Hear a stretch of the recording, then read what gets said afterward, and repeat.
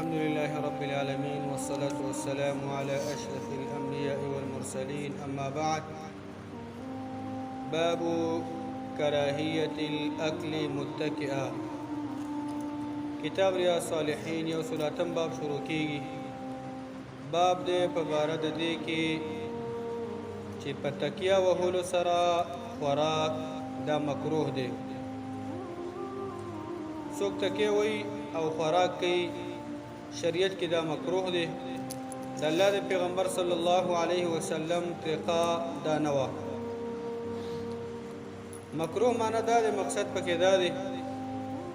چې بهتره خبره دا ده افضل خبره دا ده او د الله د پیغمبر طریقه دا ده چې په تکیه باندې به خوراک نه کوو څوک په تکیه باندې خوراک وکړي دا ګناهګاریږي نه الله قرآن کې فرمایي اعوذ بالله من الشیطان الرجیم لقد كان لكم في رسول الله اسوه حسنه الله قرآن کې فرمایي یقینا ستاسو لپاره مؤمنانو مسلمانانو د الله د پیغمبر په تابعدارۍ کې ښایسته نمونه ده نو اول نمبر حدیث ته ابي جحيفه وهب بن عبد الله رضي عنه روایت تداوي قال رسول الله صلى الله عليه وسلم د الله پیغمبر صلی الله علیه وسلم فرمایلی دي لا آکل متکئا روایت د بخاری دی د الله پیغمبر فرمای لا آکل متکئا زه خوراک نکوم په تکیه وهلو سره یو سړی بالغ ته تکیه وي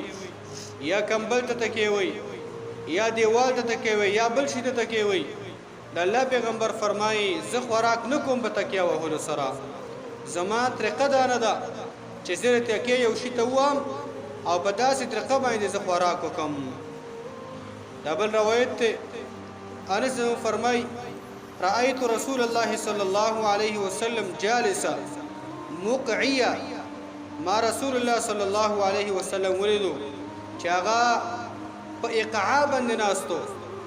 یعنی مقعی ناستا مقعی دې ته ویل کیږي چې دغه شانته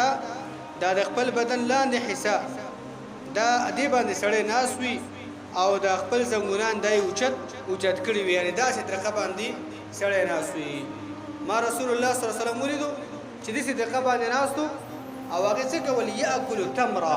هغه کجوري خوړلې کجوري د الله پیغمبر خوړلې یعنی مکه روایت دا ثابته شو چې ملا سړی ولګي او ناس ته ملا سړی ولګي یا بالغ ته ولګي یا دیوال ته ولګي یا لرګي ته ولګي بل شي ته ولګي داسې طریقې نه رسول الله صلی الله علیه وسلم منع کړی دا چې داسې طریقه باندې خوراک نکوم چې ما دې تکیه وغلی او دا بل طریقه نه روایت کې دا ذکر شو چې مقعین استا نبی صلی الله علیه وسلم مقعین استو چې دغه شان د خپل بدن دا لاندې حصہ د ملان لاندې حصہ د پزمکه باندې لګولې و او خپل زنګونه مبارک داسي کړو د خېټه د یو قسم اړم کړو او د الله پیغمبر صلی الله علیه وسلم کجوري خوړلې یو خو د روایت کې فائدہ دا شو چې په دسترخوان باندې ډیر زیات کې ناستل او خوراک کول دا پکار نه ده او بل ځکه چې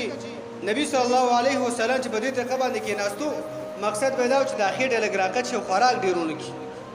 یا د څه کلاو کې ناستل او دغه شان د خوراک ډیر کول او د ډیر زیات د خوراک د پاره قسمه قسم یعنی یو طرف ته بل طرف ته خطل کول دا په شی کې دام په کار نه ده بلکې دوه طریقه باندې خوراک کول چې هغه زندگی په هغه باندې صرف ودرېږي او بل فائدہ به د روایت کې دا ده نبی صلی الله علیه وسلم منګ او تاسو ترغیب راکړي مطلقاً په تواضع سره ارڅ کې عاجزي وکړ دا کې ناستلو کې خوراک کې لار کې تک کې دا چې د عام تعامل کې ارڅ کې عاجزي وکړ دا ځکه د الله د پیغمبر صلی الله علیه وسلم طریقه په هر کار کې عاجزي و او بل فائدہ به کې دا ده چې مقعین اس سره هغه طریقه چې ما مخکې وخودله چې هغه ته په عربی کې ویل کېږي مقعی د الله پیغمبر صلی الله علیه وسلم په داسې حالت باندې او په دې کې ناستلو باندې خوراک کړی دی دا جایز دی ټول زندگی د الله تعالی موږ استاد قرآن سره په تابعداري باندې خسته کی عمل د الله تعالی موږ تاسو ته پیرا کی وصلی الله علی نبینا